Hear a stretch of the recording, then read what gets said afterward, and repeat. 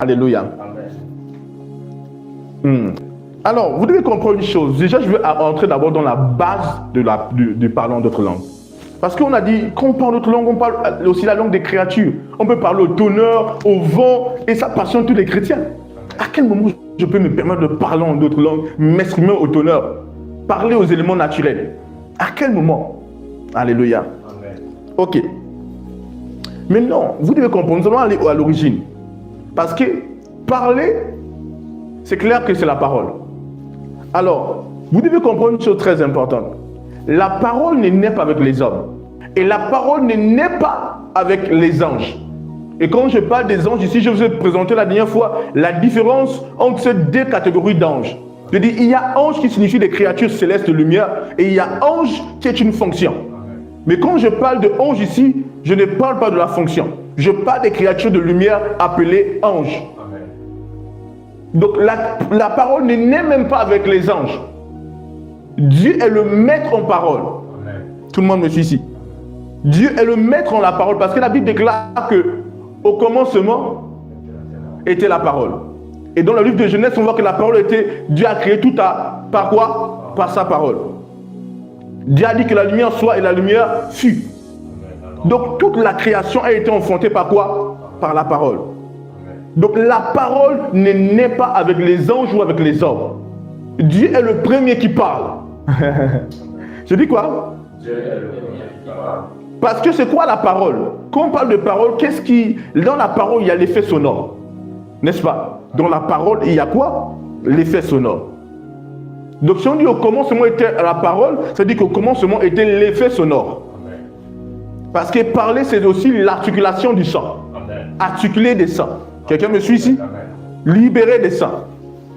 Alors, donc la parole n'est pas avec les hommes et la parole n'est pas avec les anges. Amen. La parole remonte à Dieu. Amen. Parce que la parole est l'origine. Tout a été enfanté par la parole. Et je veux dire quelque chose, le sang est l'origine. Quand je parle du sang, je parle du système sonore, de l'élément sonore. Le sang, c'est l'origine. Parce que lorsqu'on parle de parole, on parle en réalité du sang. C'est vrai que communément, quand les gens, la Bible disent, oh, ils disent c'est la parole de Dieu. Mais normalement, la Bible, ce n'est pas, on n'appelle pas ça la parole. À la base, la Bible, ce sont des écritures. Des écritures qui contiennent la parole de Dieu. Quelqu'un me suit ici? Voilà. Donc, au commencement, la parole n'est avec qui? Avec Dieu. Parce que Dieu a tout créé par quoi?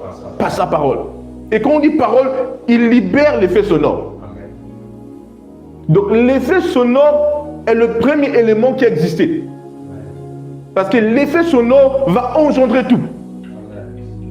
Est-ce que je n'ai pas avancé? Donc, quand l'effet sonore va engendrer tout, qui a libéré l'effet sonore? C'est Dieu. Donc, avant que les créatures n'existent, Dieu savait parler. Quelqu'un me suit ici? Oui. Dieu était maître en communication et Dieu était maître en parole. Du mot 1, vous devez le comprendre. Donc, si Dieu a parlé, c'est que Dieu s'exprime. Et je peux oser dire que Dieu a une langue. Donc, vous comprenez déjà que avant les anges, Dieu existait. Dieu n'a pas de début ni de fin. Il n'a pas de commencement. Tout le monde me suit ici?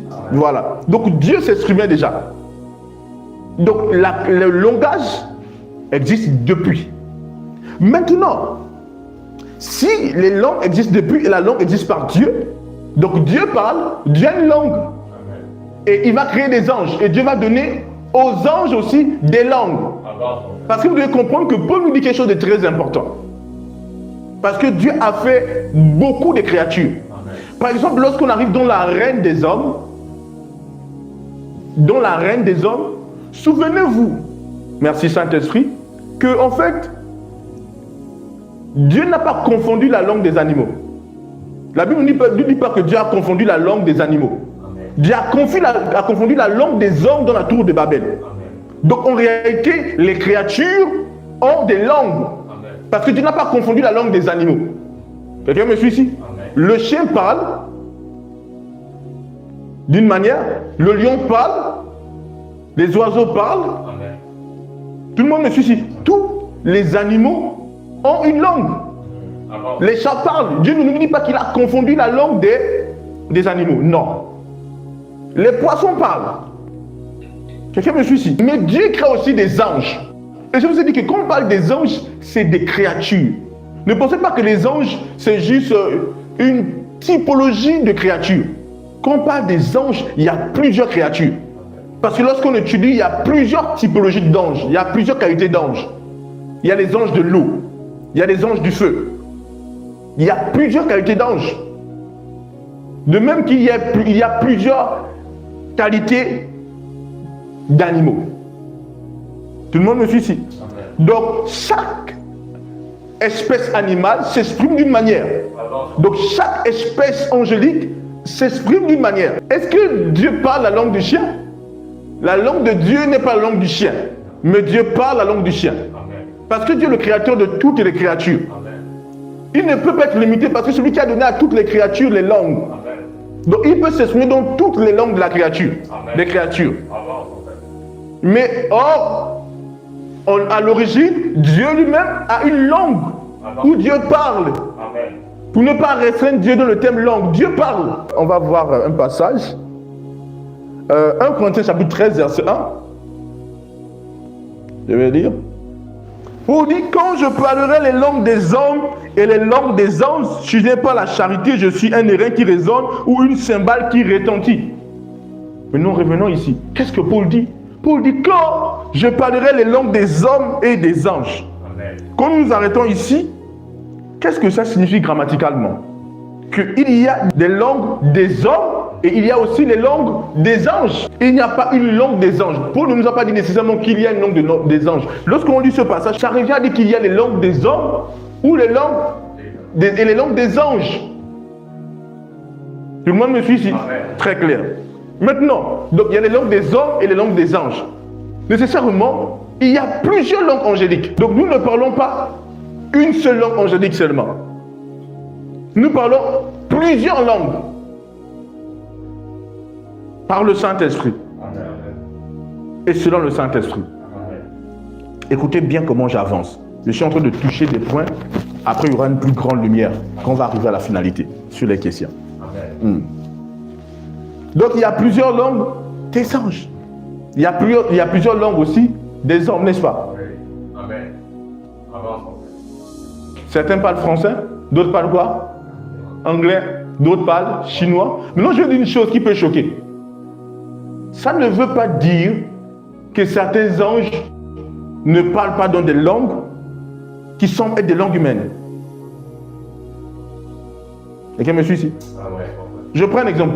Il peut y avoir des anges que leur langue c'est l'araméen. Tu me suis ici? Il peut y avoir des anges que leur langue c'est l'hébreu. Mais je ne suis pas en train de dire de l'affirmer. J'ouvre juste votre esprit. Vous comprenez ici? Amen. Voilà. Donc, j'ai déjà répondu à celui qui est sur TikTok.